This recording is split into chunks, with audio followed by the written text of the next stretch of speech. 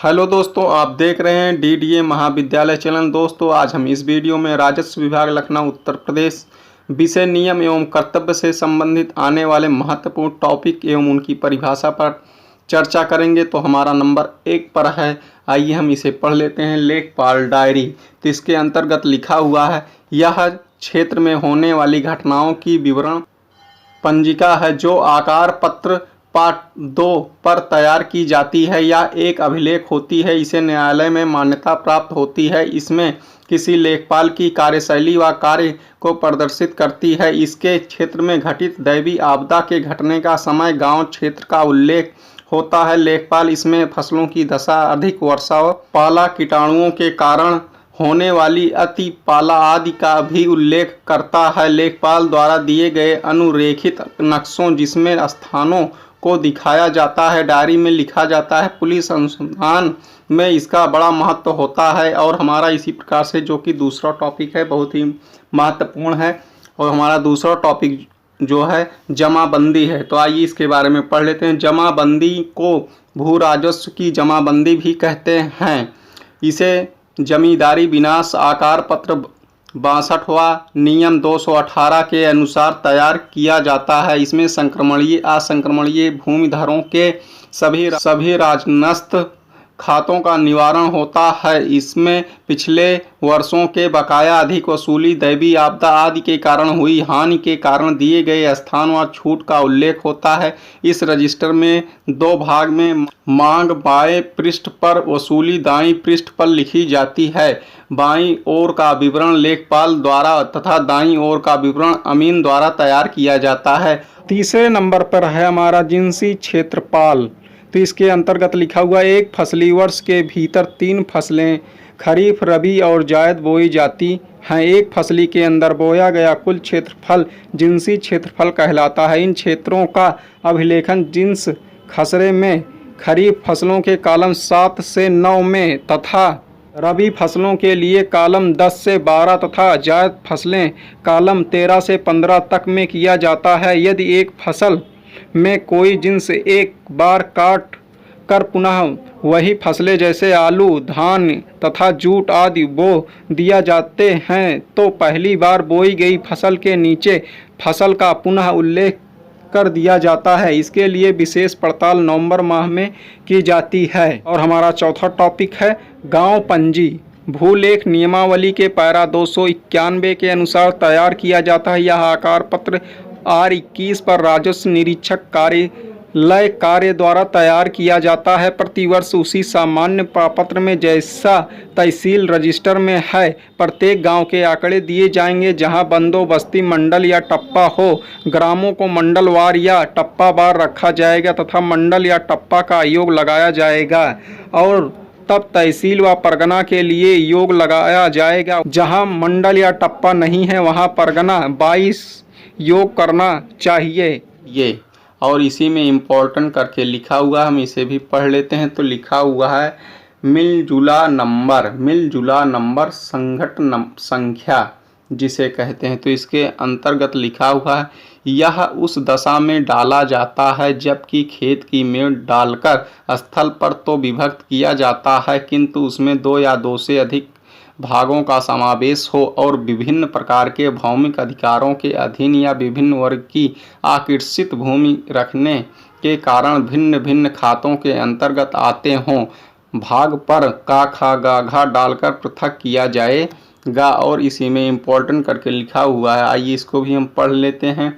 खातों के पुनः निरीक्षण या चकबंदी के बाद पहला खसरा बनाते समय लेखपाल का, खा, गा, घा इत्यादि को समाप्त कर देगा और खसरे में प्रत्येक संघटक भाग में लिए पृथक लाइन पर स्तंभ से 5 भरे जाएंगे, परंतु खसरे से 6 से 21 तक के सभी इंद्रराज पहली पंक्ति के सामने एक ही पंक्ति में प्रकार जोते रहेंगे, मानो वह अनिभक्त घाटा हो। और इसी में लिखा हुआ है, यदि किसी घाटे में जिस भूमि पर मेड़ डालकर विभक्त न किया गया हो ऐसे नंबरों का समावेश हो जो विभिन्न प्रकार भौमिक अधिकारी के अधीन या विभिन्न वर्गों की आकर्षित भूमि रखने के कारण विभिन्न प्रकार खातों के अंतर्गत आते हों, प्रत्येक भाग को का खा गा घा डालकर पृथक किया जाएगा और खतौनी में उपयुक्त स्थानों पर अलग अलग किया जाएगा। हमारा 5वां टॉपिक है भूमि प्रबंधक समिति। तो इसके अंतर्गत लिखा हुआ ग्राम पंचायत का चुनाव हो जाने पर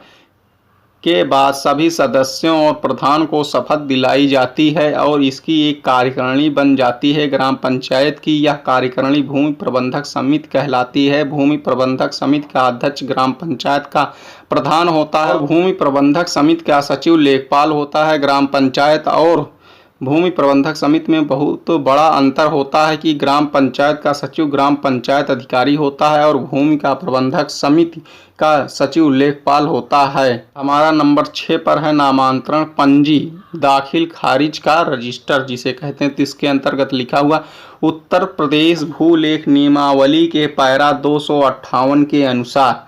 तो इसको हमारा नंबर 1 है जब किसी नाम परिवर्तन दाखिल खारिज की आज्ञा दी गई हो तो रजिस्ट्रार कानूनगो बिना किसी विलंब के उसका इंदराज नामांतरण बही पंजी में करेगा जो R6 में रखा जाएगा। नंबर 2 पर है हमारा लिखा हुआ इस रजिस्टर के 2 भाग होते हैं।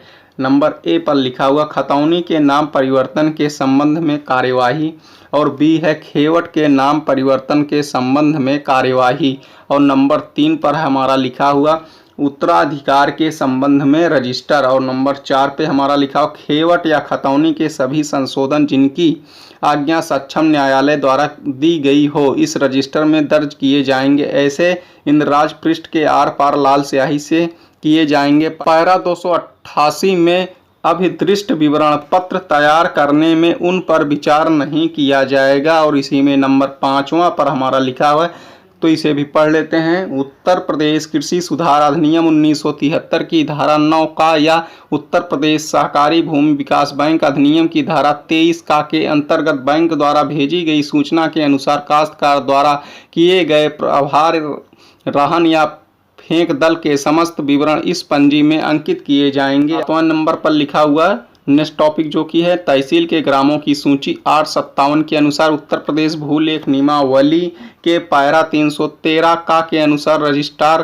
कानूनगो उत्तर प्रदेश जमींदारी विनाश एवं भूमि व्यवस्था अधिनियम 1950 द्वारा संशोधित Uttar Pradesh land revenue act 1901 की धारा 31 द्वारा विहित तहसील के सभी ग्रामों की एक सूची निम्नलिखित आकार पत्र R57 में रखेगा और उसमें प्रत्येक ग्राम के सामने नदी के बहाव में आने वाले क्षेत्र अनिश्चित खेती के क्षेत्र और ऐसे क्षेत्र जिसकी मालगुजारी पूर्णतया या असंत अभिव्यक्ति अभिसंदृत निष्कृत या अभिप्रेत की गई हो जहां भी ऐसे क्षेत्र स्थित हो दिखाए जाएंगे। और हमारा 8वां नंबर है इसी में इम्पोर्टेंट है जो कि बहुत खसरा क्षेत्रिक पंजी। तो इसके अंतर्गत लिखा है राजस्व संहिता 2006 की धारा 30 व उत्तर प्रदेश भूलेख नियमावली के पैरा 60 के अनुसार खसरा एक क्षेत्रिक पंजी है जिसमें लेखपाल समय समय पर सीमाओं के सभी परिवर्तनों और ऐसी सभी बातों को जिनकी आवश्यकता खतौनी या कृषि आंकड़े तैयार करने में होती है उल्लेख करेगा। यह आकार पत्र पाका 3 व पा 3ZA में तैयार किया जाएगा जिसमें 21 व 22 कॉलम होते हैं। और इसी में इम्पोर्टेंट करके लिखा हुआ आगे भी हम इसे पढ़ लेते हैं। लिखा हुआ खसरे की तैयारी। तो खसरे की तैयारी के अंतर्गत लिखा हुआ खसरा 1 अगस्त से 10 अगस्त तक खसरे के कॉलम 1 से 5 तक व 1 से 6 तक तैयार किया जाएगा। और उसके आगे लिखा हो खसरा की संपत्ति। तो इसके अंतर्गत लिखा खसरा प्रत्येक दशा में 30 अप्रैल तक अवश्य पूरा कर लिया जाएगा। और नोट करके यहाँ नीचे लिखा हुआ लेखपाल खसरे को 1 वर्ष तक अपने पास रखेगा। अगले वर्ष रजिस्ट्रार कानूनगो के पास जमा कर देगा। वर्तमान में यह पावपत्र R4 हो गया है तथा इसमें कॉलम 45 हो गए हैं इस प्रकार से। तो यह जानकारी राजस्व विभाग से दोस्तों आपको कैसी लगी? जानकारी अच्छी लगी तो वीडियो को लाइक करें और चैनल को सब्सक्राइब करना ना भूलें। धन्यवाद।